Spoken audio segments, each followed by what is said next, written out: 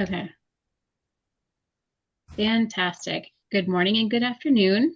Thank you for joining for our first Leadership and Professional Development Council with NCHL. I'm Christina Vopicelli, the Senior Manager for Leadership Programs, and it's great to see everyone. Thank you, Jessica, for chairing this council, and Malia for your support. I'd like to do just kind of round robin and just introduce yourself, your role, and your organization. Jessica, do you want to start? Sure. And I'm Jess Beakley. I know most all of you, Matt. I don't know if we've had an opportunity to meet before, so excited to make a connection today. But I'm Jess Beakley. I am the Senior Director of Learning and Development for UPMC based in Pittsburgh, Pennsylvania.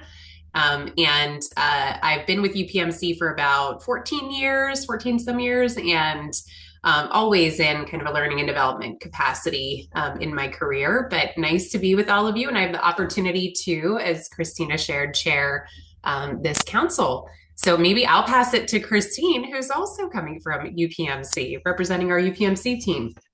There we go. Thanks, Jess. So I work underneath Jess. I'm an L&D consultant working with our physician population here at UPMC. I've been with UPMC for about 3 years. Past life, I worked at a university for 29. So nice to meet all of you. And I'll pass it to Joe. Perfect. Hey, hi, everybody. Good to see you. Joe Adams, Director of Leadership Development with Ohio Health. I've been with Ohio Health for 11 years. The first 5 years of that was with the Learning and Development team. And then the last 5.5, almost 6 years now, moved over to the Leadership Development side, and excited to be here. Matt, go ahead. Great. Hop on in. Hi, everyone. I'm Matt DiPuccio. I'm an assistant professor at Rush University Department of Health Systems Management in Chicago. Jess, we might have crossed paths at one point during the summit in November. You look very familiar. I don't think I had a beard in November, so that might be throwing your memory up a little bit too. So maybe that was it. But I've been at Rush for about 4.5 years now. I teach the health administration students in our master's program, so both residential students and executive track students as well. I really appreciate the invite from Christina to hop on this call and learn more about what are some of the opportunities from a learning and development perspective that you as practitioners and as leaders see to be pertinent, topics moving forward for the next year. So I really like to learn from all of you and understand what are some of the pain points and also some of the opportunities moving forward. So nice to meet you all.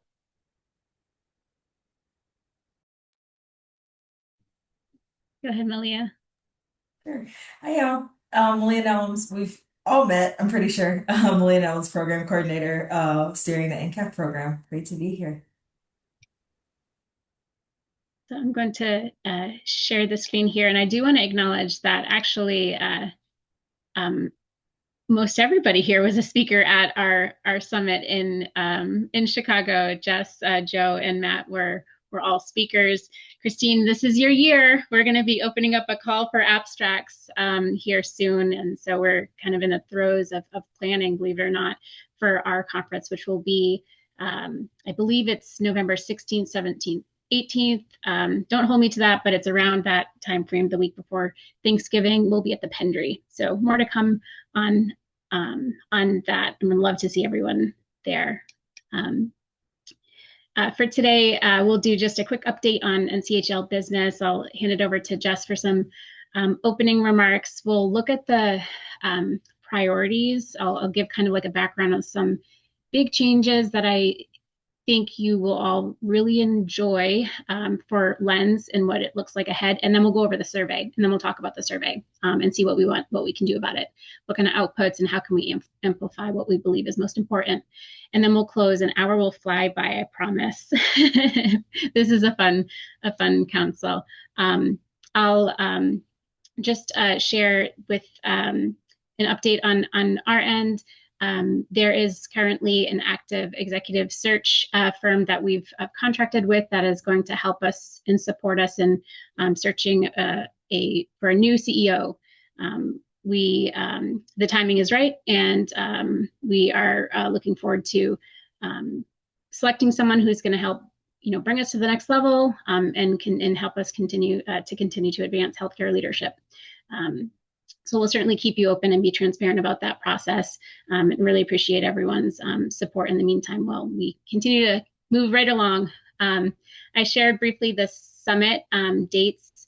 There's going to be a couple of other events that are coming along, which will be opportunities to plug in, and I'll share a little bit more about that later, as well as benchmarking opportunities, which actually this council inspired last month when we were talking about benchmarking opportunities. So I want to give kudos to this group for inspiring that idea and really impactful work ahead.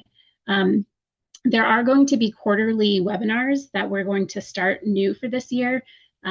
It's going to be in the spirit of really kind of like recruitment, but more like just get to know us. So NCHL has 3 premier programs, LENS being one of them, the Leadership Excellence Network, and then NCAP, of course, being another program. But then we have a whole other side, which is USKIP, which is International Patient Programs. And if you've worked with us on LENS and NCAP, you might not know what's happening with USKIP. And likewise, the 300 members, 250 something members on USKIP might not know. So we're really going to be very intentional about cross-pollinating more across our programs and being able to share what the great work that's going across the NCHL organization. We're going to do more newsletters and opportunities to recognize you all monthly in the leadership brief. So that's going to be coming soon. And then we're also going to do lots of social media plugs. So we're going to do momentum makers, which will highlight individuals, and then we're going to have ones that highlight organizations at large that are making a difference in the industry. Lots of forums and workshops and learning labs, and we're gonna spend some time talking about it. The competency model research is going on, and it is great when you put up the slide and you notice that there's a typo staring you in the face. But we're going to be doing continuing the work with the competency model research. We launched, and many of you were at the focus group that we had in Chicago, which was really a kickoff with Korn Ferry, and they helped facilitate really like an alignment goal setting with our academia and our industry group. We will be folding in our international healthcare leader voice here soon, probably in February, and then those 3 kind of swim lanes we're going to bring all together and start conducting the research. And there might be opportunities for some more focus groups and ability to influence what the model looks like. So if you're not plugged in already with that and that's of interest to you, it's open to all LENS, NCAP, and USKIP members to be able to contribute to the research model. And we plan to share it at the summit. So the goal will be very, very busy summer, develop the model 4.0 and share it with everyone in Chicago in November. Okay, I'm going to hand it over to you, Jessica, for some words of wisdom, whatever you'd like to. Thanks, Christina. No pressure there, right? But appreciate the great update there. I so admire how NCHL and each of you continue moving efforts forward in the absence of an identified CEO. We're all there today. Competency, Anyway, appreciate it. I know small group today. I'm excited though about some of this sort of change for the future path ahead of having these kind of interactions where we can really learn and hear from each other and connect, and a variety of the different learning forums, and was really appreciative of the survey that was sent out. I will admit it was really hard because I was stack ranking. So I'll be curious how the results shook out overall. I don't know about all of you. If you did complete the survey, I'd go, oh, but that's really important, but I can't put it above number 5 on this because these are all really important. And so I think what it was indicative of, at least for me, is that there is still a lot ahead of each of us in terms of really serving the healthcare organizations, academic organizations that we represent. And So I'm excited to look ahead to that, tackle it with each of you. And Matt, I am absolutely recalling our connection now at the conference in Chicago, and it was really helpful. For those of you who weren't there, we had a nice exchange with the Bridging Academia to Industry group with Christine. See, total connection there with your background experience on the academic side, and discussing, what the trends are that we're seeing in the workforce, and how do we build that greater connection to academia to ensure that we're kind of sharing those needs, that we're building those right pipelines into our organizations. And so at any rate, just wanted to emphasize my excitement about the year ahead, about all of your engagement. If you are listening to or watching the recording and you weren't able to make it today, we really hope we see you at the next one. We want to continue to prioritize these opportunities to connect together, and just appreciate all of your engagement. And look forward to your input into what the year and years ahead will continue to look like. Thank you. Great, thank you. Thanks so much. I started sharing the screen again. Do you see the council purpose? Which really just shares exactly the sentiment that Jessica just shared with us of our role in meeting today and convening for the purpose of advancing healthcare leadership. Thank you for plugging your experience with us in a different council. I wanted to just very briefly take a moment, as I was saying in the intro, that there are a lot of moving parts, a lot of different ways to engage with NCHL, but even specifically within the Lens Leadership Excellence Network. So you've selected to participate and lead the work happening within the Leadership and Professional Development Council, but there are several other councils that are working on different topics. There's a different kind of set of folks who join those teams, many of them from your organizations. They might be your colleagues. And then this is also just another plug for, if there's someone, after I'll kind of explain what's going on, if there's someone that comes to mind that you think might want to participate, that you're not sure if they're linked in or synced up with us on these other councils, feel free to reach out to us, and we want to make sure that we make the connection and get them on the calls. So we have Leadership and Professional Development Council, Workforce Planning and Development. It was formerly called TMAP. It was a Talent, Metrics, Analytics, and Planning. And it was very heavy in the HRIS analytics space. They did a lot of great work, again, with like data and analytics. And we saw an opportunity to start folding in folks who are doing the programming based off of the analytics. So like the workforce development folks, how we do career pipelining, work, within the community, high schools, things like that. How do we plan for certain attrition, different age ranges, different, like how are we watching certain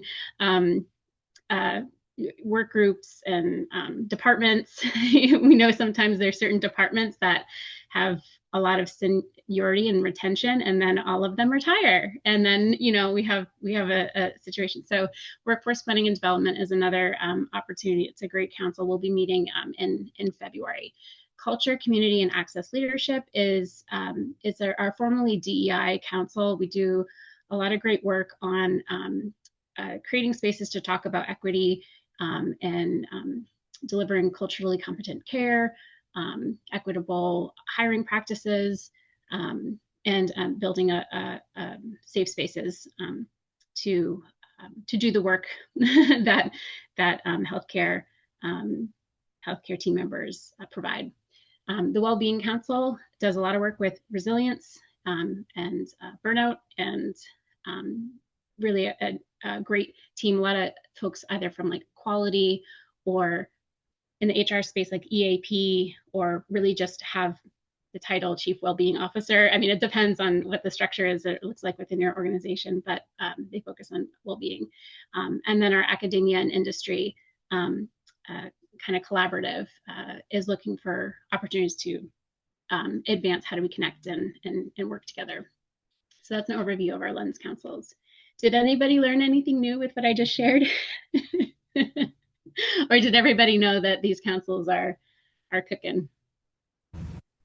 I think it was really helpful just to have the overview again. I am familiar with them, but hearing sort of the purpose of each is very helpful. And I do have one question, Christina, is around the Wellbeing Council, particularly in Christine's area of serving our physicians. I'm curious if there is a sort of physician well-being presence that exists on that council. Is it more on the staff side that you typically see? Just curious, because I would imagine our partners, we've got a really robust physician well-being focus, might have some interest in learning a little bit more about it. We do. I think we have probably one or two members, right, Malia, keep me honest here, that are that work in that space and support physician well-being. Yes. And then it could, because the organizations, depending on how they're structured, they may have like one central department that provides to everyone, or they might have it separate.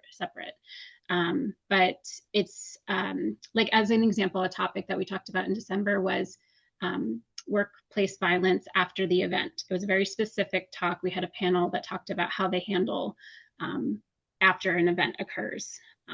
And lessons learned, what to do, what we learned. We had an event, this is what we did, this is what we shouldn't do next time, and kind of best practices. So it's, I mean, that's a heavy topic. It's an important topic, and it really feeds into overall well-being. So if there's an interest after the call, if you'd like to connect or find out more, I'd be happy to meet with you.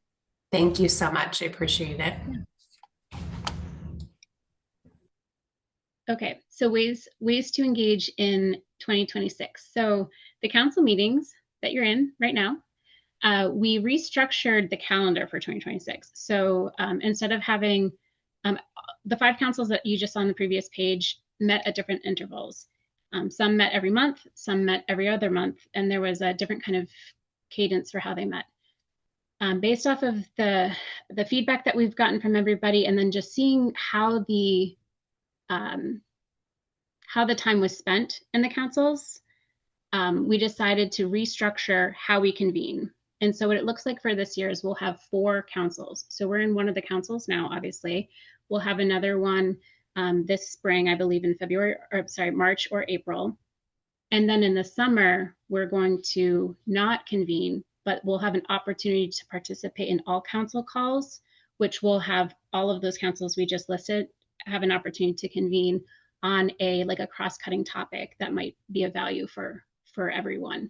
And then we'll meet again in the fall. We'll have 2 more meetings.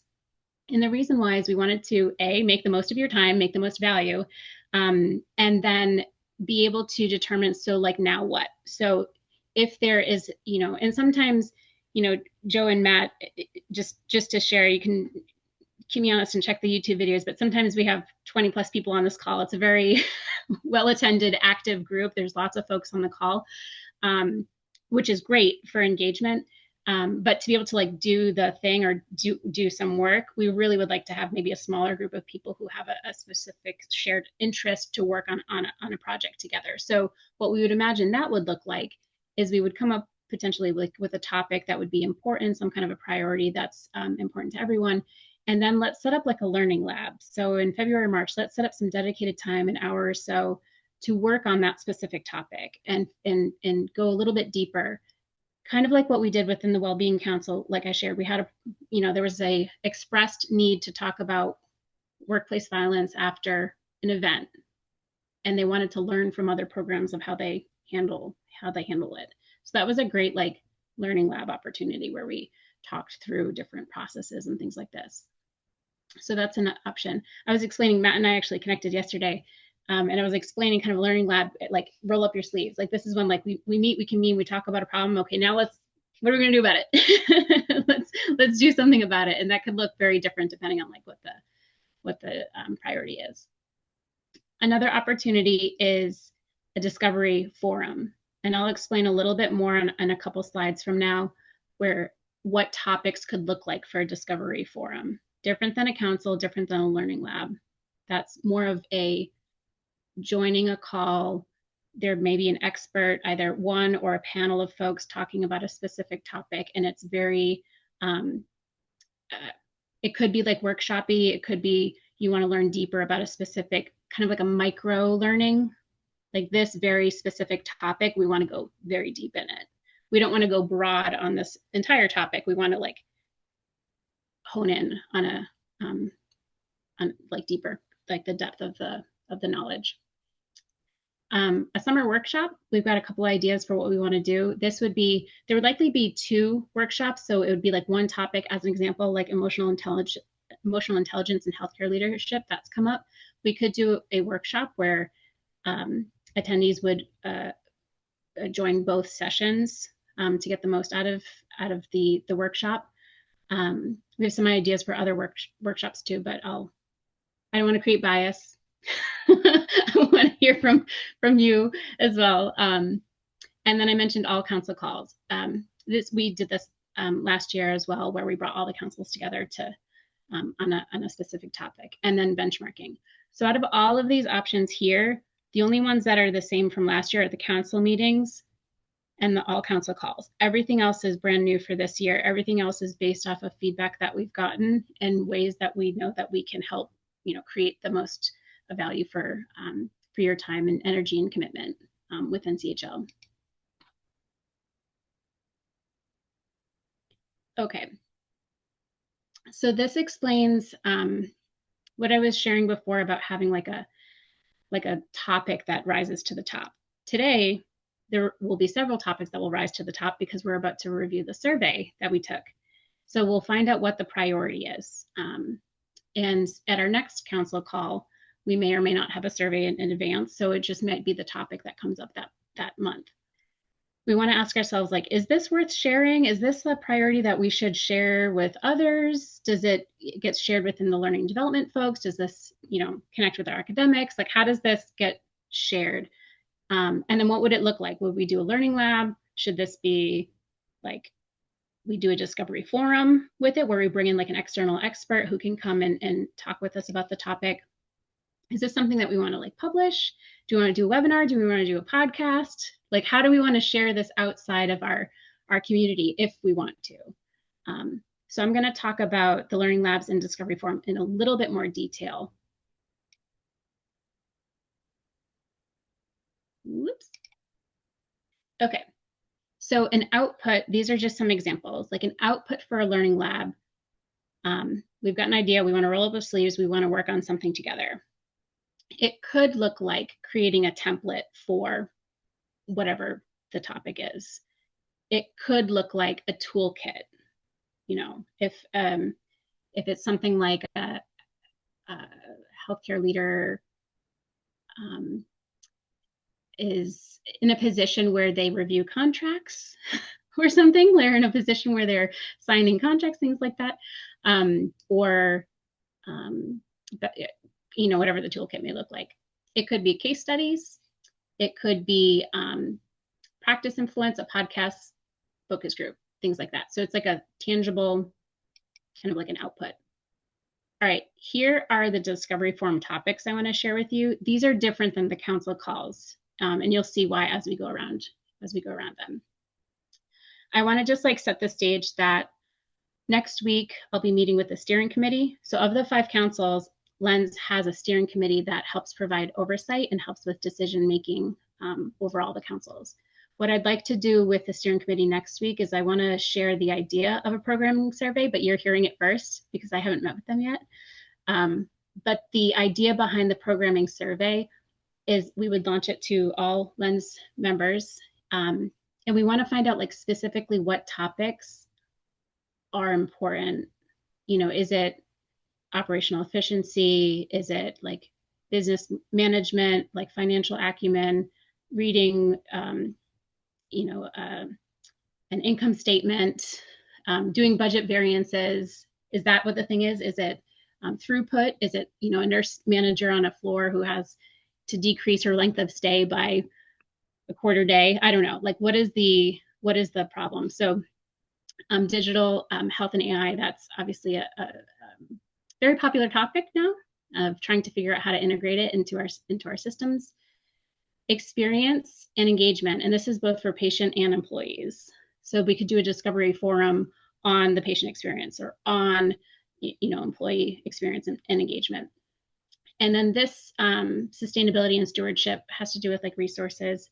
It could be financial resources. It could be environmental resources. And how do we best reduce waste and improve outcomes without leaving a huge footprint and on the earth, on the world. And then governance and regulatory readiness. So this could be like our client reputation people, risk management, our government advocacy kind of people. So after we send out the programming survey, we'll expect to just kind of review that, and that will help kind of shape who we want to reach out to bring in like external presenters, or how do we want to move forward. It'll help us understand what's most important to everyone here. Before I go into the surveys, any feedback or questions or thoughts? I just explained a lot of information, so I want to kind of pause and ask if I can clarify.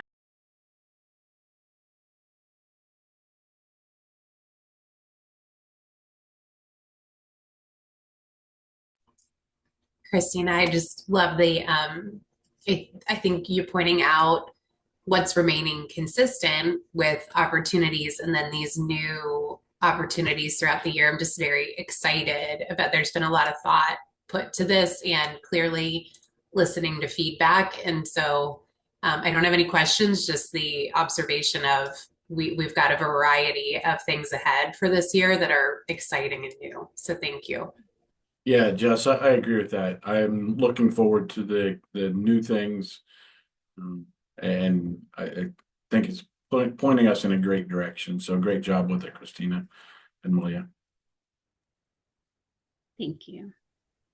Thank you both. Yes, it's been actually a lot of fun to create. So Malia, Megan, and the team, we've all had some fun being able to do that. And thank you for being a part of shaping this. So I'm equally excited, maybe a little bit more excited than you all to be able to do this. Okay, so this part of the call, I want to be able to share the survey results with everyone. I kind of took the high-level data from the raw data and pulled it all together. We'll share it here, and then we'll do like a heat map, which will actually show the priorities and like the average ranking, things like that. We had 8 folks, 8 respondents, which is about 14% of the folks that could have completed it. So it gives us an idea. It's not necessarily diagnostic, but it helps kind of signal what's important, and will definitely help provide a good start to the discussion that we'll have. And I know in the next 30 minutes or so, we'll be able to identify like 2 topics that we think are going to be most important, and then we'll decide what do we want to do about it, and where do we want to go from here. So that will be one of the goals. So what members want in the survey, what kind of bubbled up to the top was practical tools and templates. By the way, I want to pause for a second. We had the Culture, Community, and Access Leadership Council last week, so CCAL met last week. We did this similar exercise. They were asked similar style of survey, but different questions because it's a different topic. But it was like, what do you want to produce? And it's different. So this council wants different things, which is really fascinating. And I'm glad that we're able to make this like customized and really complement what this particular team wants. So practical tools and template, opportunity for peer exchange, and then bringing in experts to come in and share as well. The deliverable appetite is quick win, moderate and usable. Not entirely surprised with the quick win. I think that definitely resonates with me. I did not fill out the survey, obviously, but I recognize how fast things are moving, in both the academic side and industry, and we need to be able to get the low-hanging fruit. There, I said it. So quick win resources, Um, Potentially a playbook. So if like the toolkits kind of build into a playbook of sorts, and that can maybe influence some research potentially. And then preference for something that can be like taken and shared and worked with. The biggest constraint is bandwidth and time, but could contribute potentially 1 hour a month, potentially, as time permits. The preferred format for meeting is quick pulse checking in, what's new, what's difficult, what's hard, short expert spotlight. So perhaps bringing in a panelist to talk about something, and then we have, Q&A for the remainder to be able to ask that expert questions. And then do some kind of a working session and case-based discussion as well. Outputs that we're interested in doing: peer learning exchange, doing leader tools and research, coaching guides, operating cadence tool, like how often do we need to meet for this particular thing? Are we meeting too often? Are we have a meeting just to have a meeting? Sometimes like having a monthly meeting means you're driving change, but sometimes we have monthly meetings on the calendar just because they're a recurring calendar invite for the month. So that kind of makes sense. Yep, and then option collaboration on publications, editorials, and then, okay, signals and recommendations. Choose one priority and then ship a tangible product this year. And then add, let's see, engagement expert, exchange, low lift, async. So async, essentially, we kind of work on it via email and come up with something cool. I'm gonna move ahead to show you the results, and then we can come back, like the actual results, and then we can come back to this if needed. So ahead is the heat map, which goes over the priorities. Jessica, you're right. Everyone, it's tricky. Everyone kind of has a different, has a different goal. So we did have a tie for second, and that you'll notice that, so the way to kind of read this map is the rank. So number one is on the left-hand side, what the topic is. The average ranking here, the lower the number, the higher the preference. And then on this column, we'll say like how many times was this topic in the top 3? So of the 8 respondents, how many times did this fall within the top 3? How many times did it fall within the top 5? And then how many times was it the first priority? And then the second one here, same thing. So coaching culture was number 1 twice, but it got a lower, it got a kind of a higher score for average ranking. So it still is number 2. Frontline leader excellence, like new manager core skills, it was number 1 also, but had a lower ranking score. And then executive communication and influence. So I put the top 3, but there are 4 choices. I just shared kind of like how to read it, but I'll just kind of like pause and ask if you have any questions about how to read it, or if you have any thoughts to share.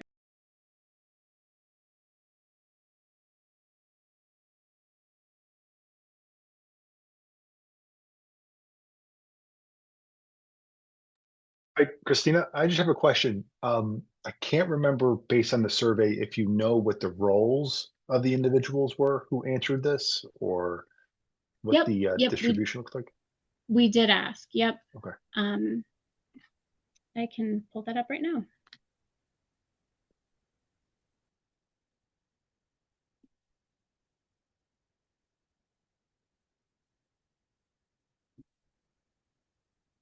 I'm sharing a PDF. Did it come up? Or no? Yep.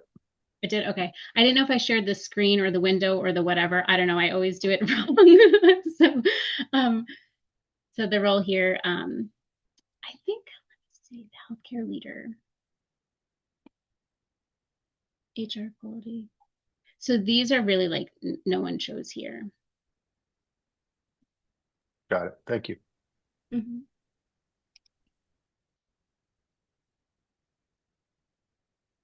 I'm gonna look exactly what the healthcare, the cutoff there, what it was.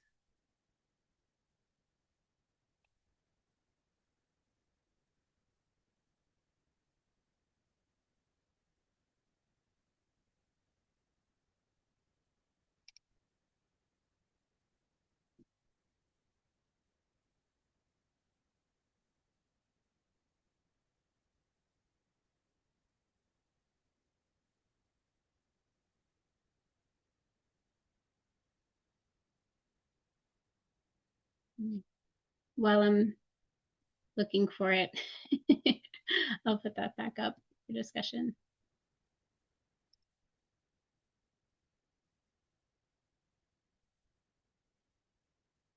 Oh, here we go. All right, here you go, Matt. It was a health system executive, senior leader. Perfect. Thank you. You got it. Christina, I think just my first observations taking a look at it, and maybe it's part of why I struggled with prioritizing, is a lot of these are focuses for us, and a lot of them are kind of interconnected, I guess, is where I'm at, because I think I'm not at all surprised change leadership and transformation capability were top of mind. And then I had that struggle, though, of like, well, I love all those top four. And also, our leaders have to be doing okay to be able to execute on those. So, how's our well being?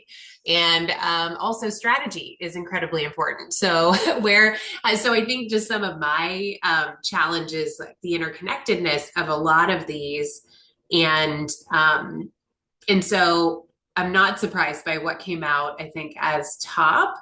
I think just something to be mindful of as we look at tackling priorities is, I imagine, succession planning and talent pipelines and well-being are going to tie in as considerations to our top ranked priorities. So just an observation. Yeah. Thanks for sharing, Jessica.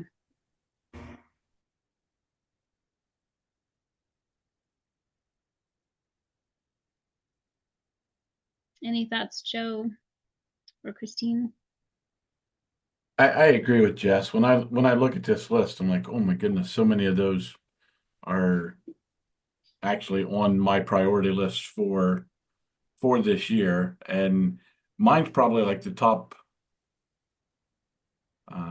three, number one, and then the two that are tied for two.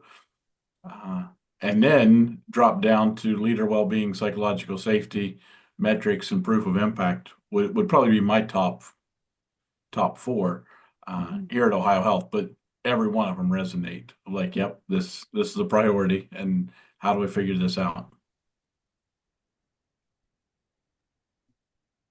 I was thinking that it would be hard to. I didn't take the survey. I'm sorry, but if I were to You're take the here. survey, I'm here. That the top few are things that we are trying to address and that are still important, right? They're priorities in terms of continuing the work that we're doing in those areas. But then when I look at the list towards the bottom, those are the areas that I'm not as sure of in terms of how we approach them. So I guess if I were looking at, I would love to have more tools for, right, or a workshop or a lab on. It probably would be those things that are towards the bottom because we haven't done as much work moving in those directions, if that makes sense. So I'm looking at like mentoring, right? So we hear our physicians, they want mentors. That's something that we would love to maybe look into. It's just a big topic, right? So I've done a lot of work on figuring out what we already offer at UPMC, but I could still use a lot more. Whereas like change management or coaching culture, I feel like I have a pretty good sense of those, right? I'm doing a leader as a change agent at 3:00. So I feel like I have a lot of resources there. And I'm not sure if that's the direction you were going with this in terms of future, but that's my thought. So that made sense, hopefully. Yes. Yeah, definitely. Well, I think we just identified one of our future speakers at a council call on change management and change readiness. And I say that jokingly, but also serious because, it's when taking the survey, we can look at it as like what could help me be a better leader? Like, what are some things that would help me be able to like lead effectively? Or you could look at it, really, there was no setup for you, quite frankly. I just wanted to know what kind of came top of mind.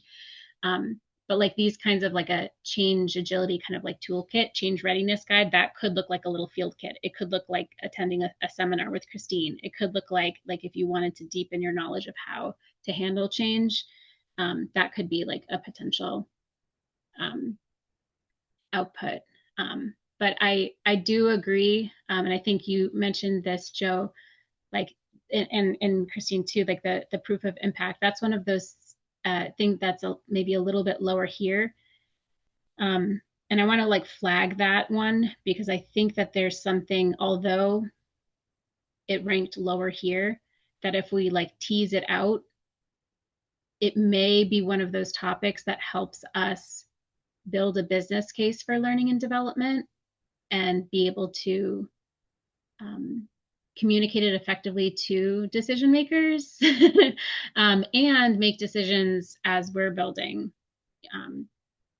certain programs. Like, what would be the return on that particular, like if we, frontline leaders, very high touch, they're the face of the unit, they're like, quote, where the rubber meets the road. Like, I can see how that would be, potentially like a focus because of how, and the turnover and the high turnover that we see within this group. So not to come up with solutions right now, because that's where we're going to do a learning lab to build out. But we would want to be able to pick, potentially like a topic. Coaching did come up on the last call. We had a great discussion. We had a panel talk about their coaching programs. I do want to also share, I put a link in the chat in DJ Mitch. She's one of our corporate members. She's offering 2 different coaching programs, just as a quick plug for her. One is like a leader as coach. I believe the first session is the beginning of February and it runs through the end of March.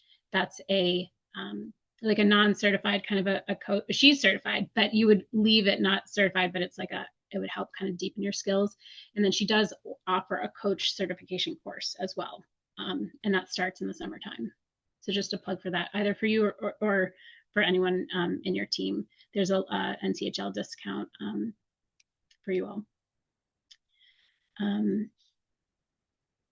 Okay, we can come back to this slide, but I do want to kind of share some comments. What additional opportunities would you see add value for the group? And I will say the other group didn't have as many comments as you all. So I appreciate that because it means that you've got things to say. Measures, assessments, toolkits, in-person meetups, events. Would love the interaction as time permits. It's sad that oftentimes doesn't permit. Something that's a light lift for admin, allows us to engage as time permits, can be beneficial. Looking for opportunities to collaborate, publications, editorial, leadership research, etc. I want to share some suggestions here. What came up was change leadership, coaching culture, and then front run leadership excellence. And then I want to point to the ROI, the leadership metrics, and see if we could look at potentially, let's see, the change leadership, that since our members shared that was something that was that they wanted to work on, that could be something at Christine, I don't want to volunteer you for something, but it might be something that could be of value at a future call, maybe this spring, if not to add, if you already have a slide deck ready, or if you would have an interest to come and speak. I don't know what your thoughts are, something like that, like an adapted kind of a short, maybe 15-20 minute talk on change leadership.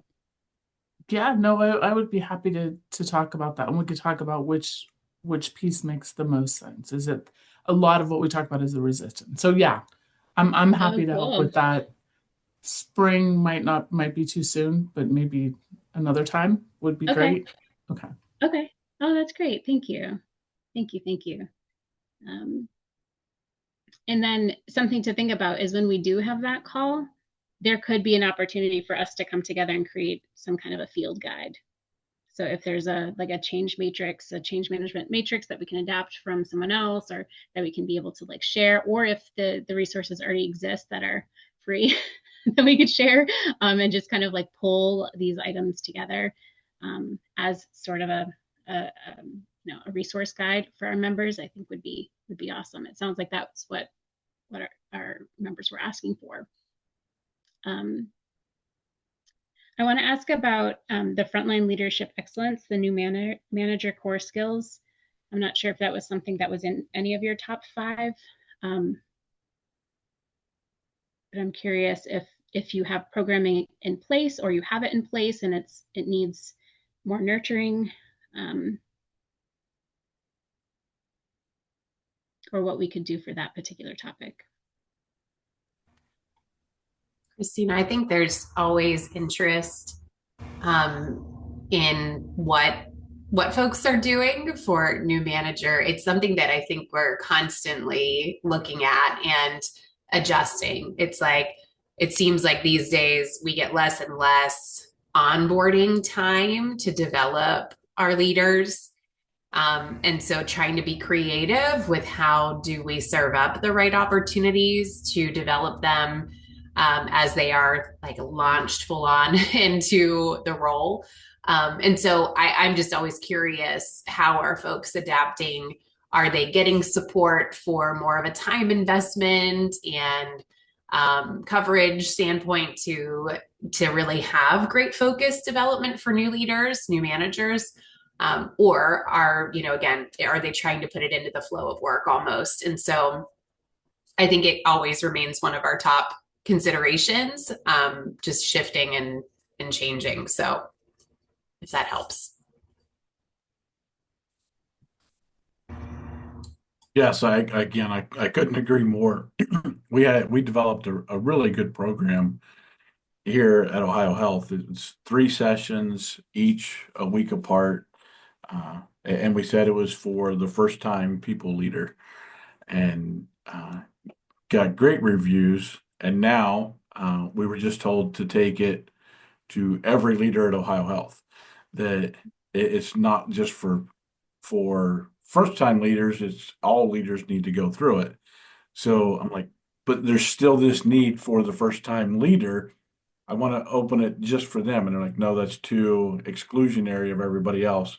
Open it to everybody. So now we're getting a blend. Still a great program that deals, we call them the power skills: psychological safety, creating a healthy culture, building trust, team development, some of those skills that new leaders need to focus on, and all of us as leaders. But so it's a great program. Like I said, I think it's 18 hours total what we deliver. Would love to have more, but they told me that's what you get for doing a good job, Joe. Yeah. So yeah, it's a good program, and we'll figure out ways to get it to our new leaders as well. But that's awesome. Good job. That's great. I'm curious if is there anybody that stands out in particular for either UPMC or Ohio Health that stands out? I'm thinking case study.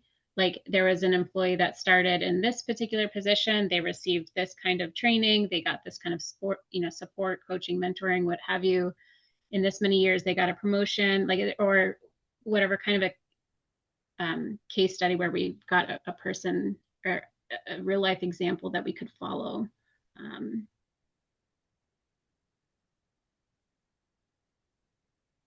We have, I don't want to volunteer this. I'll tell you where my head is going. Yeah. One of our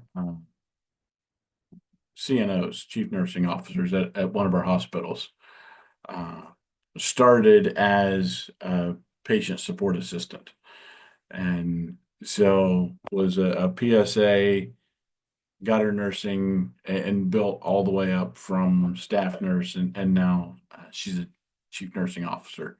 So and all of it at Ohio Health. So yeah, I could reach out to her if we had a model and said, hey, we want to highlight your career growth and how you made it all happen, and see if she'd be willing to share that in a case study type environment. That's great. That's a great story. Thank you. Thanks for the offer. Yeah. So Yeah. no promises, but I'll see what I can do. Yeah. Hi, Deneen. Hey y'all, sorry. Everything ran over today. It's nice to see you.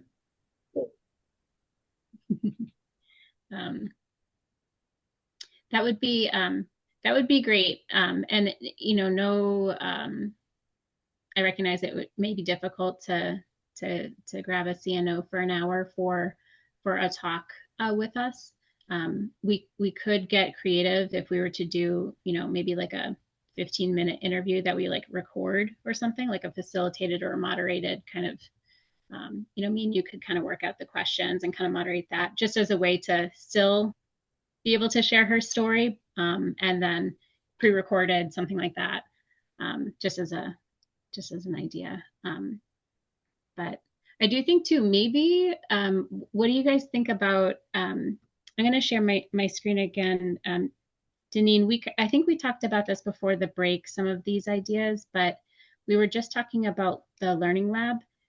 And I'm curious if sometime in the spring, if we did want to put together some kind of Learning Lab on how do you support your frontline leaders? Like, what does frontline leadership look like in your organization? And we bring in a couple of industry members to share kind of like what they're doing and why it works and why they've chosen that pathway. We do a 90-day program, we do 180 days, we do a full year. These are what we do: virtual, we do hybrid, whatever it may be, and kind of explain how it works for your workforce. That could be like a Learning Lab idea.